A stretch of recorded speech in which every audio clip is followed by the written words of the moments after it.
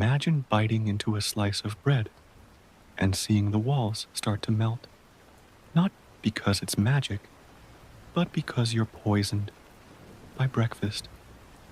In the Middle Ages, starting your day wasn't just about waking up early and going to work. It was about surviving the first bite of food. Before we dive into the strange and dangerous world of medieval mornings, take a moment to subscribe to the channel.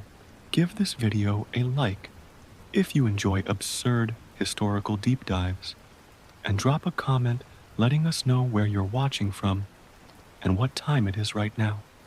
We love seeing who's wide awake or falling asleep around the world. Let's say you're a peasant. You've woken up on a straw mattress with fleas nibbling at your ankles. Your house is basically a wooden box with a hole in the roof and mud on the floor. You stretch, you yawn, you scratch. Time to eat. What's on the menu? Bread. Maybe some thin porridge if you're lucky, but mostly bread. Dark, rough, heavy bread. It's been made with rye that your village harvested months ago, stored in sacks that weren't exactly sealed tight. Maybe mice nibbled on them. Maybe mold did too. Let's say you're a peasant. You've woken up on a straw mattress with fleas nibbling at your ankles. Your house is basically a wooden box with a hole in the roof and mud on the floor. You stretch, you yawn, you scratch. Time to eat. What's on the menu? Bread. Maybe some thin porridge if you're lucky, but mostly bread. Dark, rough, heavy bread. It's been made with rye that your village harvested months ago, stored in sacks that weren't exactly sealed tight. Maybe mice nibbled on them. Maybe mold did too, but you don't know that. To you, it's just food. So you chew, and you swallow, and about an hour later, your hands start to shake.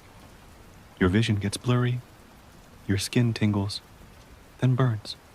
You try to stand up, and your legs don't cooperate. You hear voices that aren't there. You have just had a breakfast seasoned with ergot, a toxic fungus that grows on rye when it's damp and poorly stored, which, in medieval Europe, was often. They called it St. Anthony's fire, and it was about as fun as the name sounds. Your limbs might convulse, you might vomit, you might lose your mind, or your fingers, or your life, and no one, not even the local healer or priest, would know exactly why.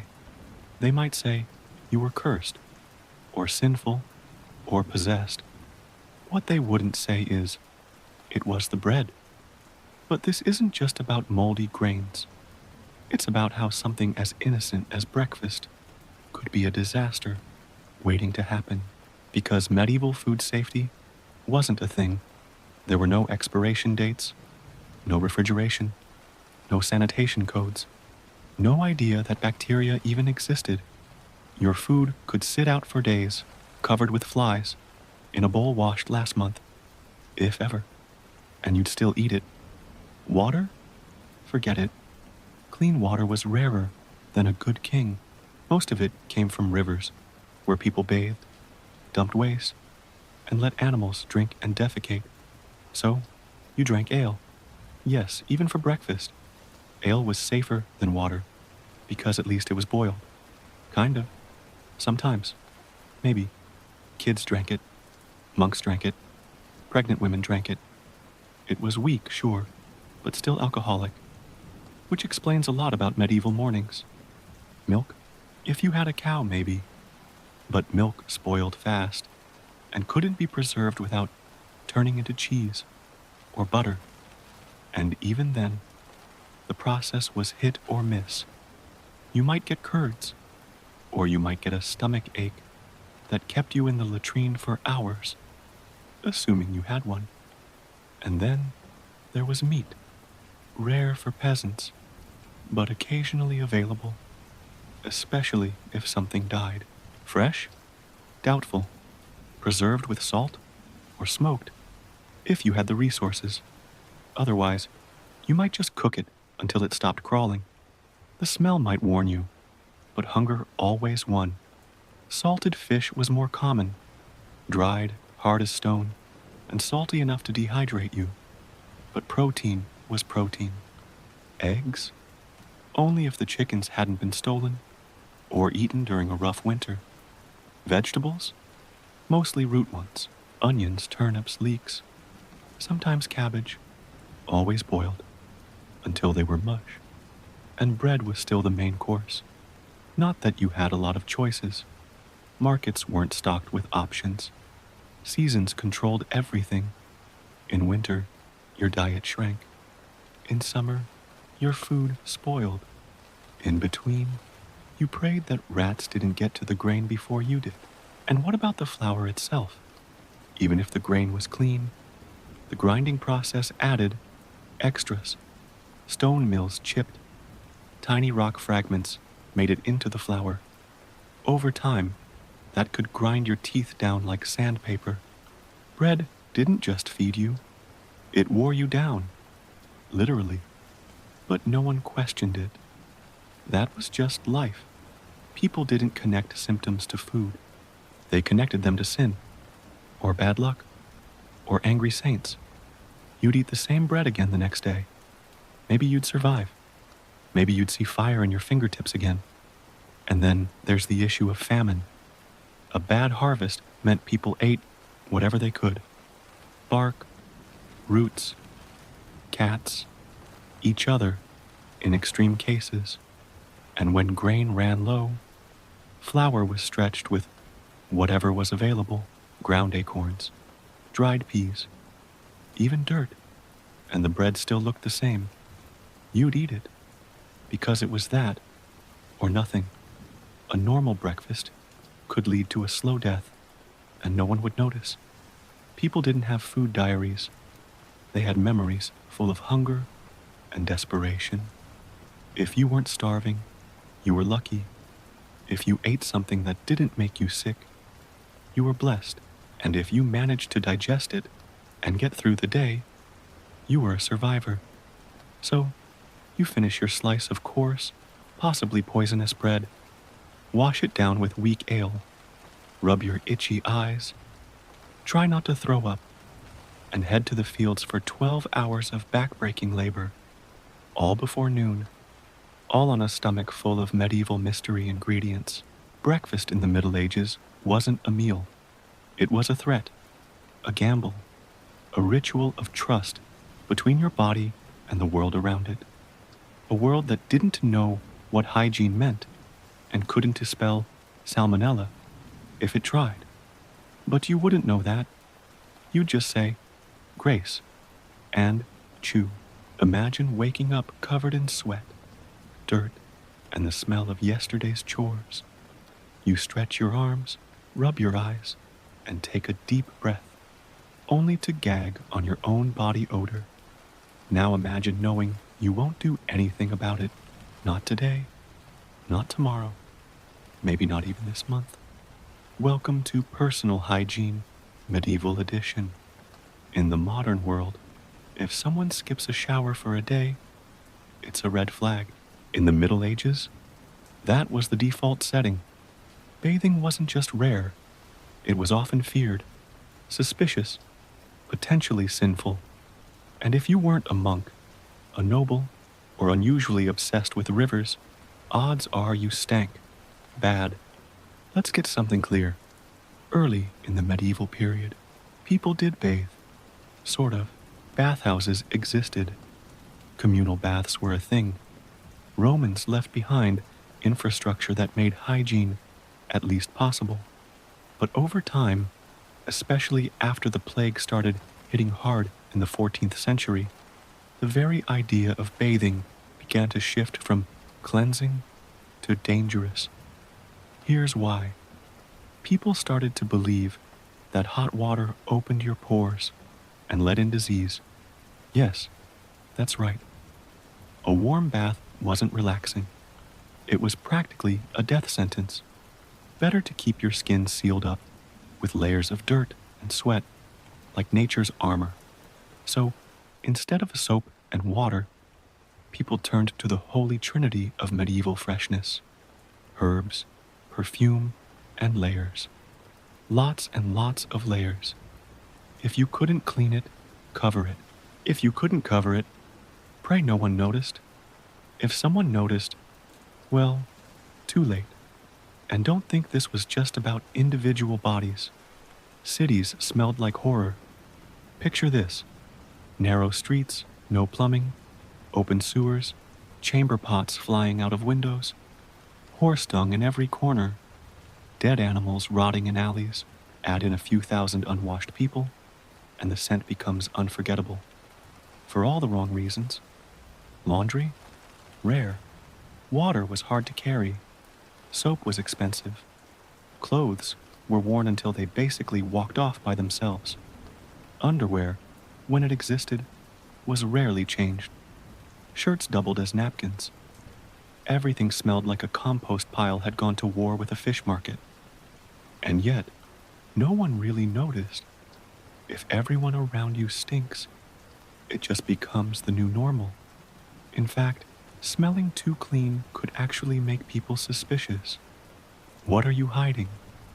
Why do you smell like lavender and not manure? Are you some kind of sorcerer? Public bathhouses stuck around for a while. In some parts of Europe, especially in places influenced by Islamic culture or ancient Roman habits. But even those started to fall out of favor. Too many associations with sin, too many naked bodies, too much temptation. The church wasn't thrilled. Bathhouses became less about hygiene and more about scandal. So what did people do instead? They washed their hands, occasionally, maybe their face, maybe their feet, especially before church or holidays. But a full body cleanse? That was a luxury, a ritual, a once in a blue moon kind of thing. Think, wedding day, festival, or I fell in the river and had no choice. Some people kept little cloths or sweat rags to wipe their armpits or faces. Some rubbed their skin with ashes, sand, or dry herbs. The medieval version of dry shampoo. It didn't really clean you, but it changed the texture of the dirt. Progress? The wealthy could afford bathtubs, wooden barrels, servants to pour hot water, scented oils. But even nobles weren't bathing every day, maybe once a week, maybe less, and even that was seen as indulgent.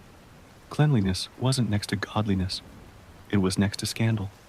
Now imagine the health consequences: skin infections, lice, fleas, scabies, open sores, fungal outbreaks. You name it, someone had it. And you couldn't just run to the pharmacy for a cream. You'd smear pig fat on it, or pray, or blame a witch. Imagine trying to flirt in that world, to impress someone. Courtship was a test of endurance. Not because love was hard, but because staying close enough to talk without fainting from the smell was heroic. A kiss? Only if you both agreed to ignore the taste of 10-day-old breath and the scent of armpits that had seen the Crusades. And it wasn't just people. Everything reeked. Houses smelled. Beds smelled. Churches smelled. The air itself had a weight to it, a kind of invisible fog made of filth, smoke, sweat, and decay. You didn't walk through a town. You waded through its aroma. It's easy to laugh at this now, but to them, it was normal.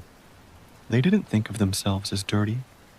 They thought of dirt as part of life, as part of the body, as part of humility, and in some cases, as protection. Many saints were praised for never bathing, for letting their flesh rot as a sign of piety. Imagine that you die, and your biggest accomplishment is smelled like a stable until the end. Of course, not everyone accepted this fate. Some cultures valued cleanliness more. Some monks bathed regularly. Some doctors encouraged washing. But these were exceptions, not rules. For the average person, a bath was as mythical as a unicorn. You heard stories about them. You dreamed of them. But you didn't expect to meet one. So you wake up. You stink. Your clothes stink. Your house stinks. You splash a little water on your face. Maybe rub a mint leaf under your arms. You sniff the air and sigh. It's going to be another glorious day in the Middle Ages. And with any luck, you won't have to bathe for another month. Imagine waking up to find your neighbor's goat in your garden. It's eaten your cabbages. You're furious. You shout. They shout. Things get heated. You throw a rock. They throw one back. Suddenly, you're in court. But this isn't a courtroom with suits, gavels, and a fair trial. This is the Middle Ages, and you've just entered the judicial equivalent of a haunted house. Justice in the medieval world didn't start with facts or evidence. It started with prayer, with signs, with omens, with fire and water and rope, because in many places, guilt wasn't determined by proof. It was determined by God. Welcome to trial by ordeal. Let's say you're accused of theft. There's no surveillance camera, no fingerprints, just a rumor. The village gathers. A priest blesses a pot of boiling water. You're told to stick your hand in, pull out a stone from the bottom. If your burns heal clean after 3 days, congratulations. You're innocent. If they get infected, guess what? You're guilty and possibly dead. Not dramatic enough. How about this? You're tied up and thrown into a river. If you sink, you're innocent. Drown, maybe, but innocent. If you float, you're guilty. And now they can kill you properly.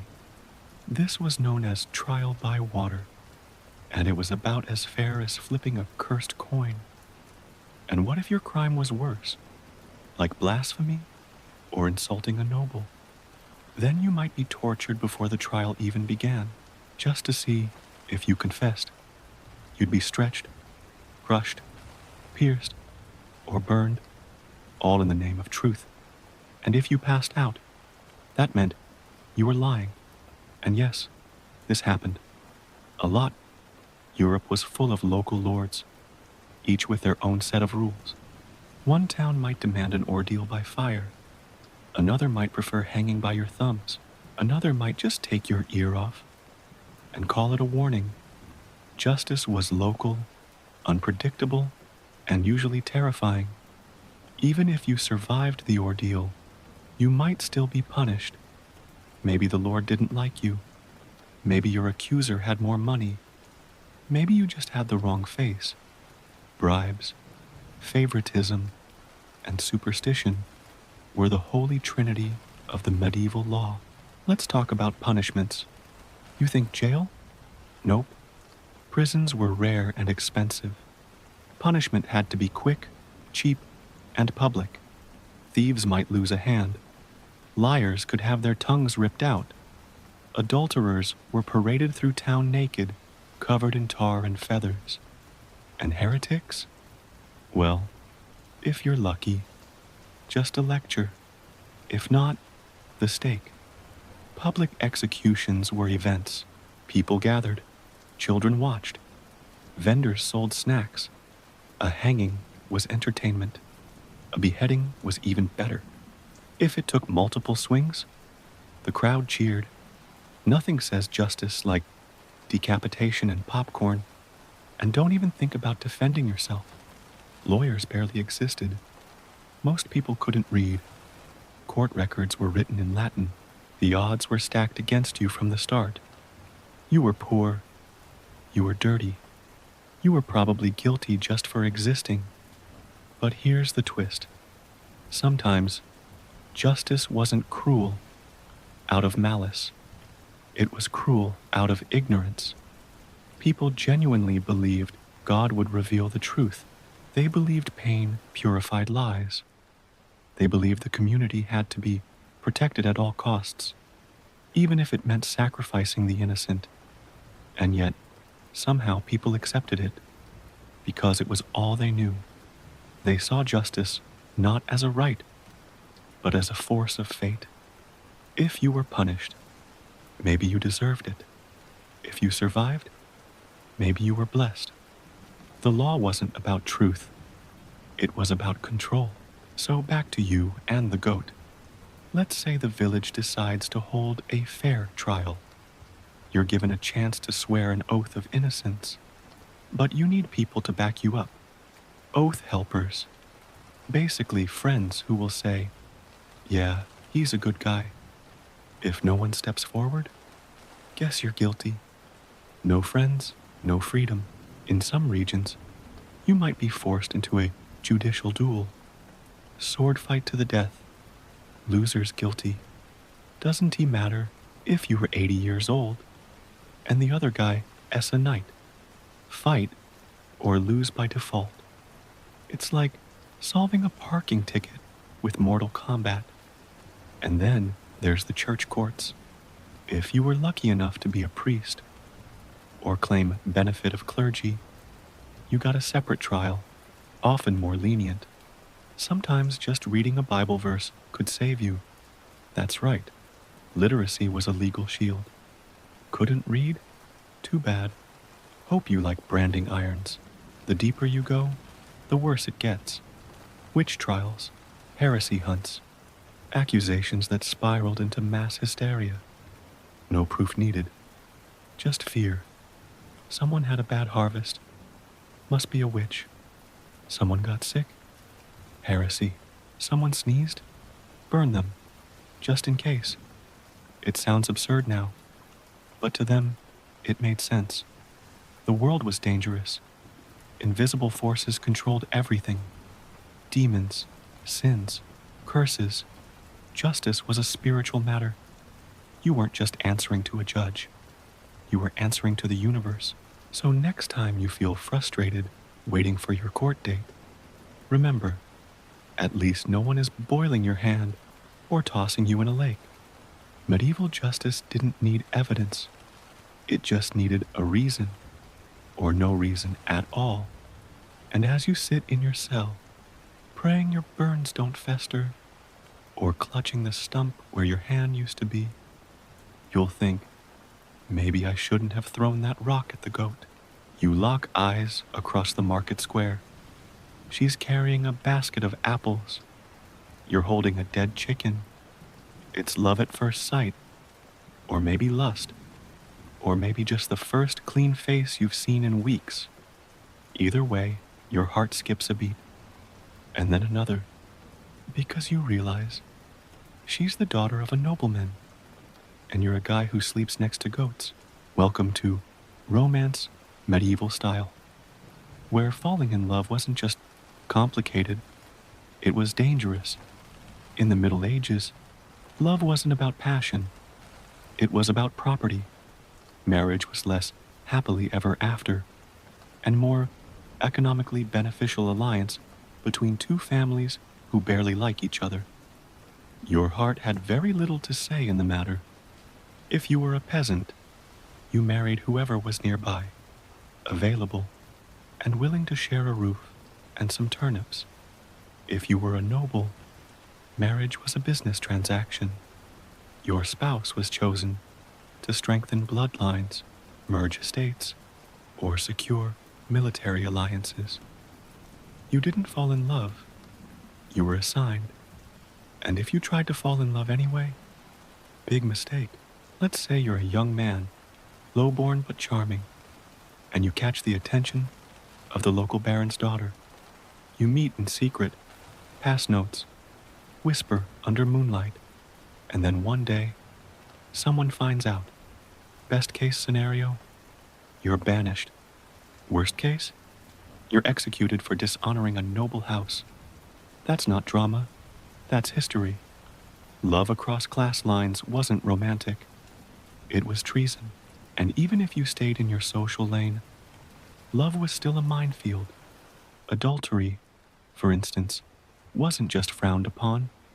It could lead to public punishment. We're talking shaved heads, stocks, whipping, or worse, especially for women. The double standard was brutal. A man might be scolded, a woman could be stoned. Divorce? Huh, good luck. The church ruled marriage with an iron rosary. Once you were married, you were married. Till death, or an expensive annulment, do you part. Abuse, infidelity, abandonment? Not valid reasons, unless you were very rich, or very influential, or both. And speaking of the church, they had thoughts about love. Romantic love was viewed with suspicion.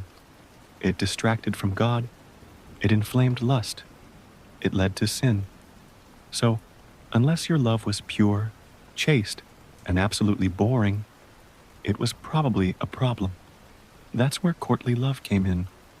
A weird, medieval version of emotional fan fiction.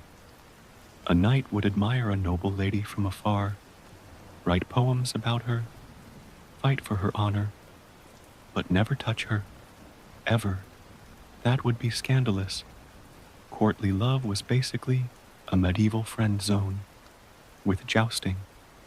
Of course, people still fell in love, still snuck kisses behind barns, still married for affection when they could. But the risks were high, especially for women. A secret affair could ruin a reputation. A pregnancy out of wedlock could mean exile, a forced marriage, or worse. Society wasn't forgiving, it was watching. And don't forget about consent. In many cases, marriages were arranged when the couple was still children, sometimes before they were even born. The girl might be 12, the boy 14. That was normal, expected, celebrated.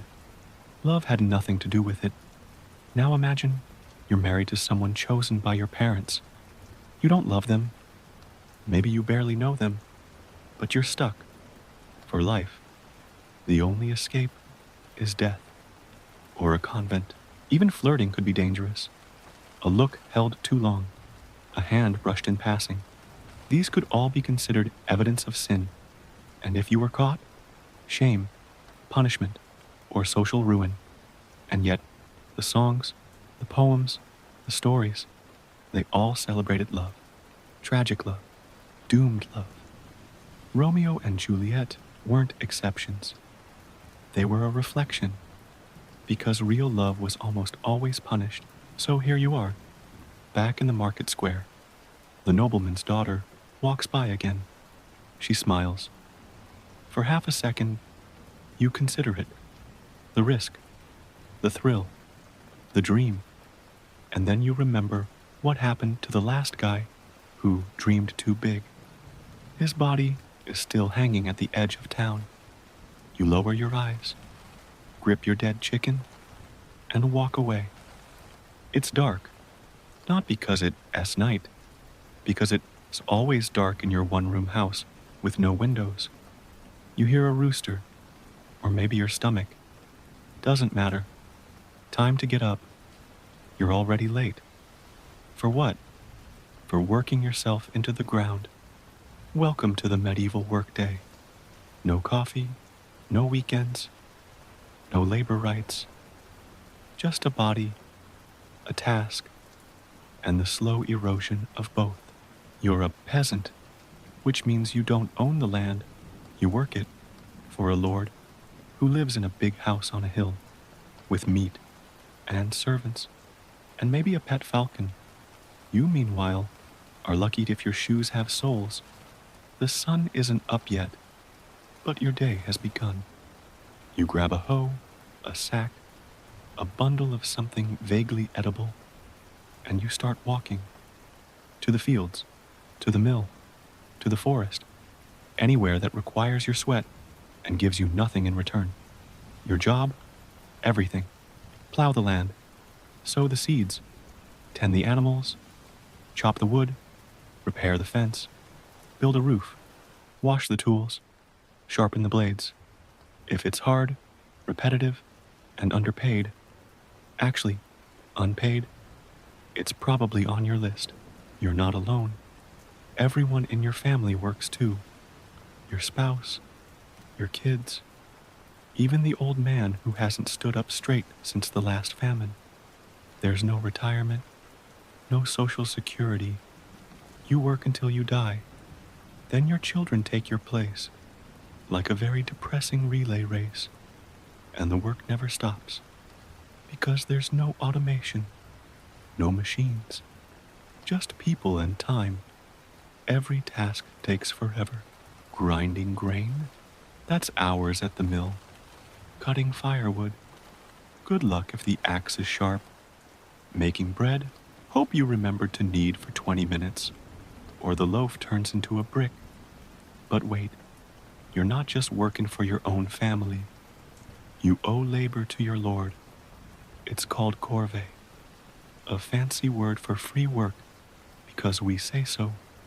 Maybe it's a few days a week, maybe more. Depends on your luck. And by luck, we mean how greedy your Lord feels that month. If you refuse, you get fined, or punished, or both. So you show up, every time. Rain, snow, plague, doesn't matter. The wheat won't harvest itself, and your master won't do it. He's busy, probably hunting, or hosting a feast. And even if the harvest is good, you don't keep most of it. Taxes, tithes, rents, fees. By the time everyone else takes their share, you're left with enough to not die, barely. Your tools are simple: a wooden plow, a rusty scythe, your hands, maybe a mule if you're lucky, but probably not. Your body is the machine, your back is the engine, your fingers the gears, and all of it is slowly breaking. Injuries? Constant. A twisted ankle, a deep cut, a hernia. No hospitals, no antibiotics, no physical therapy. You get hurt, you keep working, or you starve. Those are the options. The days are long, 14 hours, 16, whatever it takes. And it's not glamorous. You're not painting, you're not inventing. You're digging holes, carrying rocks, shoveling manure, over and over and over. At night, you collapse, eat whatever's left, maybe sleep, maybe not, then do it all again. There's no weekend, no sick days. Sunday might give you a few hours off to sit in church and pray not to die. And in winter, you don't rest, you just switch jobs, mend clothes, patch roofs, dig ditches, feed livestock, chop more wood, and worry constantly that the food you stored won't last. Spoilage, rats, mold, theft. Hunger is a year-round project. You don't get to dream. Dreaming is for people with full bellies and time to spare. Your dream is a good harvest, a mild winter, a loaf of bread that doesn't taste like dirt. And what happens when you're too old to work? You keep working. Maybe you do lighter tasks. Maybe you beg. Maybe your kids feed you, if they can. There's no safety net. The village might help, or it might not. Depends on how much work you did back in the day. But you don't complain, because this is life. You were born into it. You were raised for it. No one told you it could be different. And if they did, they probably got hanged for heresy. So the next time you hit snooze on your alarm clock or grumble about meetings, remember, in the Middle Ages, your job wasn't your identity. It was your punishment. It didn't give you purpose. It took your life, bit by bit, until you vanished. And in your place, another tired body, another pair of cracked hands, another name on a tax list. The cycle continues. The field gets plowed, the grain gets milled, and the Lord, he throws another banquet. Cheers. You wake up with a splitting headache. Maybe it's the moldy bread. Maybe it's the 12-hour shift in the fields. Maybe it's the fact that you live in a freezing shack and sleep on straw. Whatever it is, your skull feels like it's trying to explode. You need a doctor. Bad news. It's the Middle Ages. Your options? A guy with a knife, a book in Latin, and a strong opinion about your bodily fluids. He might be called a physician, or a barber surgeon, or just that one dude who owns a leech bucket. Let's start with the basics. In medieval medicine, your health wasn't about bacteria or viruses. Those didn't exist, not in their understanding. What mattered were the four humors: blood, phlegm, black bile, and yellow bile. If those were in balance, you were healthy. If not, time to bleed. Yes, bloodletting. The go-to solution for everything from fevers to fatigue to heartbreak. Feeling weak? Clearly too much blood. Let's drain some. Feeling dizzy? Could be black bile. Time for a purge. You might be given herbs to induce vomiting, or worse, a homemade enema delivered by candlelight and shame. And if that didn't work, bring out the leeches, dozens of them. Plop them onto your skin and let them suck away the sickness, or so they said. Meanwhile, you're pale, dizzy, and anemic. But hey, your humors are balanced. Let's not forget astrology. Your doctor wouldn't just ask how you feel. He'd ask when you were born, what the stars looked like, which planets were rising, because the alignment of Mars and Saturn might explain your rash. Medieval medicine was part horoscope, part horror show. And then there were the remedies. Some were herbs, not all bad, but others, less comforting. Recipes might include ground up bones, crushed emeralds, bits of mummified flesh, or a paste made from frog spawn and human sweat. Don't forget to chant a prayer while applying. Healing is spiritual after all. Did we mention urine? Medieval doctors loved it. They'd inspect its color, smell, even taste. That's right, taste. A little sip, thoughtful nod, and they'd say, "Ah yes, clearly an imbalance of hot and moist elements." You're too stunned to reply. You just hope they rinsed the cup first. Surgery, technically possible, also terrifying. No anesthesia, no sterilization, no idea what internal organs actually did. Surgeons were often barbers, as in, the guy who cut your hair could also cut off your leg. One slip, and it's goodbye foot, hello grave. And if things got really bad, like you started seeing visions or hearing voices, you weren't sick, you were possessed. Time to call the local priest. He'll sprinkle holy water, mutter some Latin, and maybe beat the demon out of you. Helpful? Not really. Entertaining for the neighbors? Absolutely. Women had it even worse. Medical texts were mostly written by men who thought the female body was a mistake. Hysteria, they said, was caused by a wandering womb that floated around like a confused balloon. Treatments ranged from bizarre herbs to therapeutic marriage. No comment.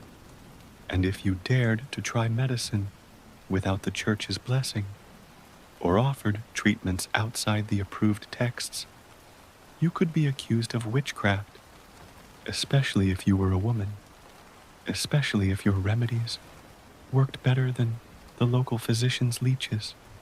Burn her. She healed my cough. The real tragedy? Some knowledge existed.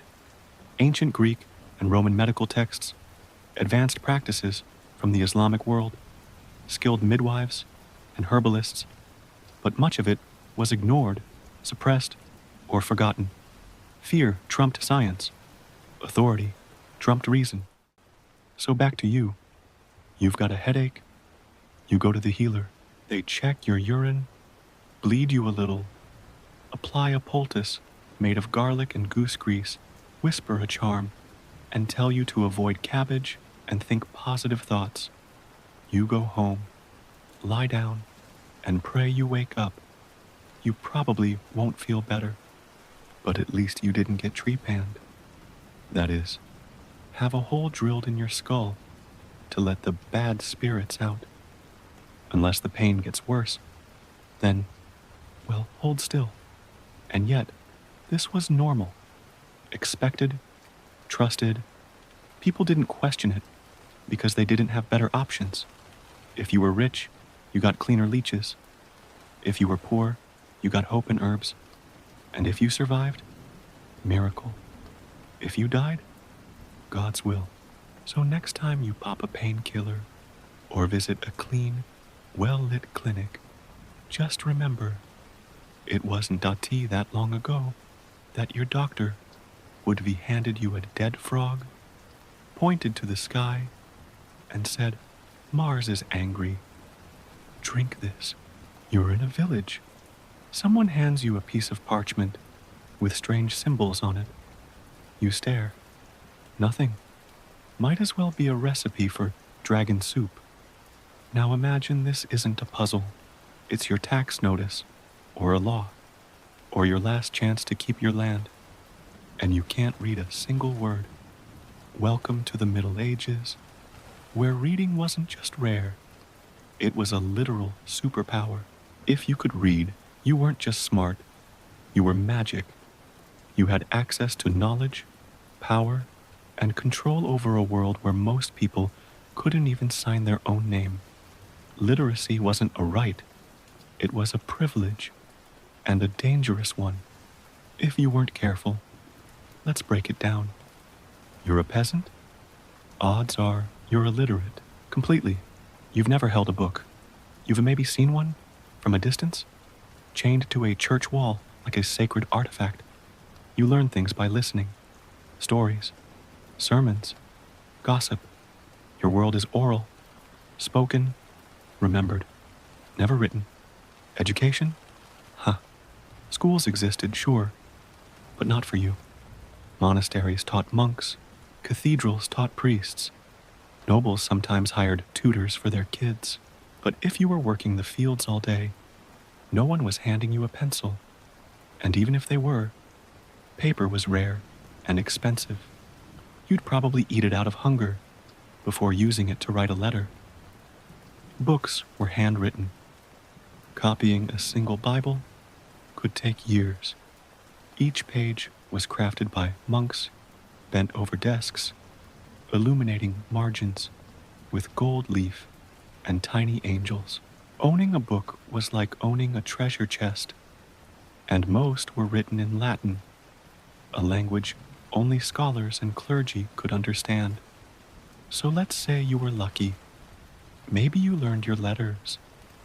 Maybe you could read the Psalms or a prayer. That alone made you a kind of local wizard. People came to you for help, deciphering contracts, reading signs, or translating messages. You became the village Google, if Google only answered questions once a week and charged in chickens. But there was danger in literacy. Reading could make you ask questions about the world, about God, about justice, and asking the wrong questions could get you labeled a heretic. The church tightly controlled knowledge. The Bible wasn't for interpretation. It was for obedience.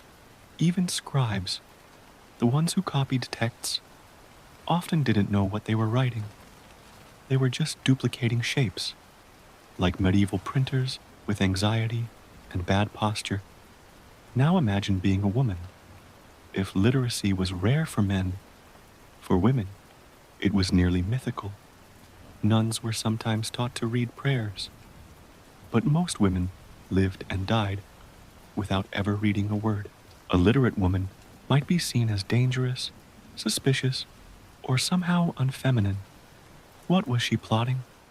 What secrets did she know? But literacy meant more than reading stories. It meant understanding contracts, reading your rights, or realizing you had none. It meant decoding the rules, written by the powerful to stay powerful. Illiteracy wasn't just a lack of knowledge, it was control. And yet, people still found ways to learn. Some children picked up letters from church walls or market signs. A traveling friar might teach a curious mind. A merchant might pass on the skill to his son. Slowly, painfully, literacy crept in like light under a heavy door. In cities, things were slightly better. Guilds sometimes required apprentices to learn to read measurements or instructions. Traders needed to understand currencies, weights, and names. Knowledge meant efficiency, and efficiency meant profit. But for most, reading remained a mystery, a power whispered about, envied, or feared. The written word was sacred, literal magic. Books could change your fate, if only you could open one and understand it.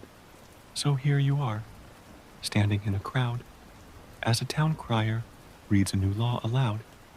You don't understand half of it, but you nod, pretend you do, and hope it doesn't apply to you, because asking for clarification might make you look suspicious, and being suspicious, well, that never ends well. So next time you pick up a book, skim a tweet, or read a meme, just remember, in the Middle Ages, that act alone would have made you a legend, a reader, a thinker, a threat. You wake up, and the first sound you hear isn't birds, it's bells, church bells, marking time, marking prayer, marking your place in a world where even your thoughts aren't entirely your own. Welcome to the Middle Ages, where the church didn't just save your soul, it owned it, along with your schedule, your beliefs, your fears, your hopes, and your afterlife. In a world without science, mass media, or Netflix, religion was the main storyline. The church wasn't just a building, it was the government, the school, the news, and the hospital. Your entire life, from birth to death, and everything in between, passed through its hands. Baptism? Required. Marriage? Church approved. Death? Not official, without a priest and some Latin. If the church didn't recognize your existence, you might as well not exist. Every village had a church. Every town, a cathedral. Monasteries dotted the countryside like spiritual fortresses. And at the center of it all was the idea that your soul was constantly on trial. Heaven or hell, no middle ground, unless you count purgatory, which was basically hell with a waiting list. Your weekly calendar was ruled by saints' days, feast days, and holy days, not to rest, but to obey. You prayed when told, fasted when told, celebrated only what was permitted. Everything had a ritual, everything had rules. And if you broke those rules, confession, public penance, maybe a fine, maybe worse. Because the church wasn't just concerned with what you did. It cared about what you thought. Doubt, heresy, curiosity, heresy. Asking why things were the way they were. Dangerous. Books were limited. Ideas were controlled. And any deviation from doctrine could earn you a visit from men in robes with very sharp questions. The Inquisition was real, and it didn't knock. If someone suspected you of believing the wrong thing, you could be interrogated, tortured, and executed, all in the name of saving your soul. And the scary part? Your accuser could be anyone, a neighbor, a rival, a jealous relative. All it took was a whisper. He questioned the priest. She didn't cross herself. They were reading alone. Suddenly, you're chained to a wall, being asked if you consort with demons. But even outside the torture chambers, fear was constant. You believed in hell. You believed in sin. You believed that invisible forces were watching you, weighing every decision, every desire, every dirty thought. You were told that your body was a trap, your mind was weak, and only the church could keep you safe from yourself. Education, controlled. Science, regulated. Art, approved only if it glorified God. Music, architecture, language, all of it bent toward religious goals. Even your calendar was reset around Christ. Your map of the world placed Jerusalem at the center. Everything pointed back to one institution. Of course, not all priests were tyrants. Many were compassionate. Some monks preserved ancient texts. Some churches provided charity, education, and stability. But the system itself, the towering structure of spiritual power, was designed to control, and it worked. You didn't rebel. You confessed. You didn't think. You prayed. You didn't protest. You waited for heaven, and if something went wrong, a plague, a flood, a famine, it was your fault. Your village had sinned. Your thoughts weren't pure. God was angry. You needed to atone, so you fasted more, gave more, blamed the other, maybe foreigners, maybe women, maybe heretics. The church pointed, and the crowd followed. And yet, people believed, deeply. Faith wasn't fake. It was the only thing that made sense in a brutal, chaotic world. It gave people hope, meaning, a reason to keep going when everything else hurt. But that hope came with chains. You were told what to believe, and punished if you didn't. So you wake up again. The bells ring. You whisper a prayer, not because you want to, but because what if you don't? What if someone sees? What if God hears the silence? Better safe than sorry. Better obedient than excommunicated. Better afraid than burning at the stake. It's finally your day off. No farming, no bleeding, no random accusations of witchcraft.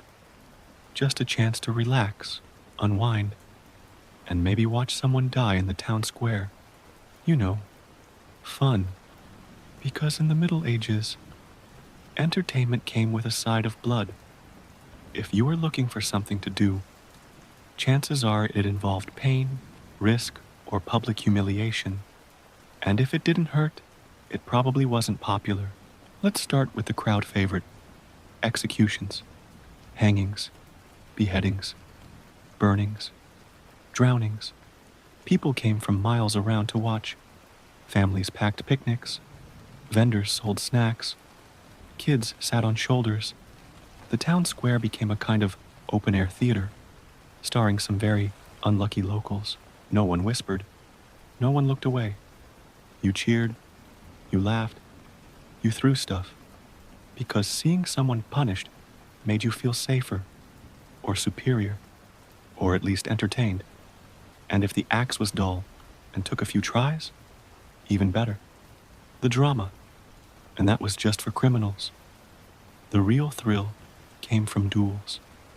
Not private, polite affairs with handshakes and seconds. These were brutal, public fights, often to the death over honor, land, or someone's goat stepping on the wrong vegetable patch. Swords, maces, fists, anything went. The winner was right. The loser was fertilizer. Feeling brave yourself? Try jousting. Two armored guys on horses charge each other with massive wooden lances. The goal? Knock your opponent off his horse. The result? Broken bones, concussions, sometimes a spear through the chest. Fun for the whole family. If horses weren't your thing, you could always join a boar hunt. Picture this: a group of nobles with spears and dogs chasing a wild, angry, tusked missile through a forest. Boars don't go down easy. Many hunters didn't come back, but the bragging rights? Legendary. And for the everyday folk? Less dramatic, still deadly. Games like mob football. Think soccer, but with hundreds of players, no rules, and an entire village as the field. Injuries were expected. Teeth were optional. There were no teams, just chaos. If you scored, great. If you survived, better. Drinking games? Everywhere. Ale was weak but abundant, and people drank it all day, even children. Pubs were loud, crowded, and sometimes the scene of impromptu wrestling matches or knife fights. A good night out often ended with someone unconscious or missing a tooth. Dancing? Sometimes, but not the elegant kind. Think frantic, stomping in muddy shoes to a rhythm banged out on a drum. And then there were the dancing plagues, mass hysterias, where crowds danced uncontrollably for days. No one knows why, but it happened, and people died from dancing. If you were religious, and everyone was, you had your own brand of fun. Long processions, reenactments of martyrdom, and self-flagellation parades, where people whipped themselves in the streets. Spiritual, and also strangely competitive. Theaters? Kind of. There were traveling performers, jesters, acrobats, storytellers. But stages were rare, and most shows took place in marketplaces, with no guarantee the crowd wouldn't throw a cabbage mid-scene, especially if your comedy wasn't funny. And of course, nothing beat a good public shaming, stocks, pillories, masks shaped like animals or demons. People mocked, spit, threw rotten food, kids laughed, adults jeered. It was punishment, but it was also primetime entertainment. So you ask, was anyone actually safe during leisure time? Not really. Even festivals could turn violent. Too much drink, too little food, too many swords. Fights broke out. Fires started. Someone got trampled by a dancing ox. The line between celebration and catastrophe was very, very thin. But this was life. You worked hard, you suffered often, and when you had a chance to feel something, even fear, shock, or schadenfreude, you took it. Entertainment wasn't about comfort. It was about breaking the monotony, reminding you were alive, or watching someone else stop being. So you head to the square, grab a chunk of stale bread, find a good spot near the scaffold. The crowd is buzzing. The executioner's sharpening his blade. Someone's juggling geese in the corner. And you think, finally, a little fun. The rooster crows. Again, you open your eyes and immediately regret it. Your head aches, your back aches, your feet, still caked in mud, are already sore. But you're alive. That's a good start. You roll off your straw mat, brush off the fleas, and shuffle outside. Breakfast? A chunk of stale bread from 2 days ago. You take a bite. It's rough, chewy, slightly green. Whatever. Hunger wins. You chew, swallow, and your stomach begins to grumble in protest. Your neighbor waves at you. You nod. He frowns. Apparently, that nod was too enthusiastic. He accuses you of mocking his limp. Voices rise. A crowd gathers. Someone suggests the church settle the dispute. Great. Now you're scheduled for trial by water tomorrow. Fantastic. You head to the field. Work begins. Plowing, lifting, digging, sweating. Your only tool is a bent wooden stick. You cut your hand. It bleeds. You wrap it with a rag that hasn't been washed since your cousin S. wedding 4 years ago. By midday, the sun is blazing. You're dizzy, dehydrated. You sip from the village stream.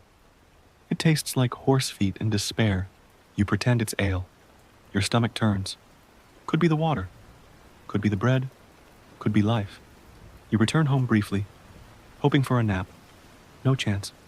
Your landlord appears. Rent is due, in coin or labor. You have neither.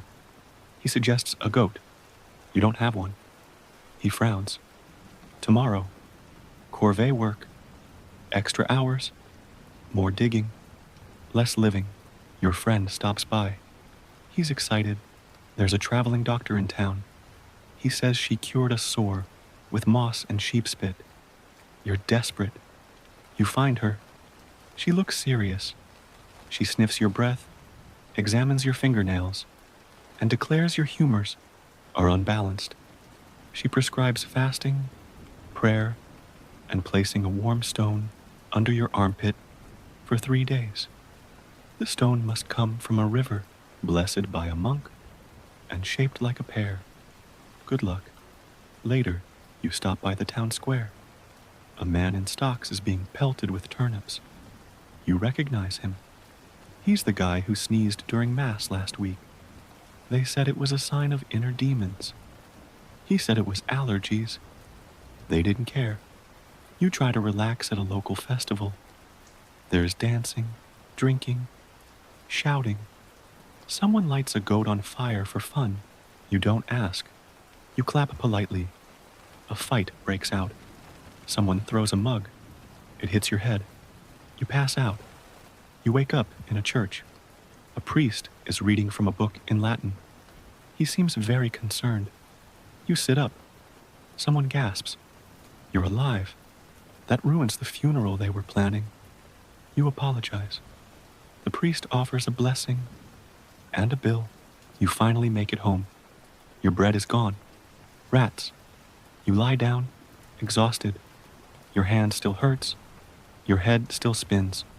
You whisper a prayer. Tomorrow's ordeal by water is at sunrise. If you float, you're guilty. If you sink, you're innocent and possibly drowned. You close your eyes, trying to remember what a peaceful day feels like. You can't, because in the Middle Ages, there was no such thing. A normal day wasn't safe. It wasn't relaxing. It was a slow-motion disaster, disguised as routine. You survived, barely, but tomorrow is waiting, and it's bringing her rats, taxes, boils, and possibly another goat-based accusation.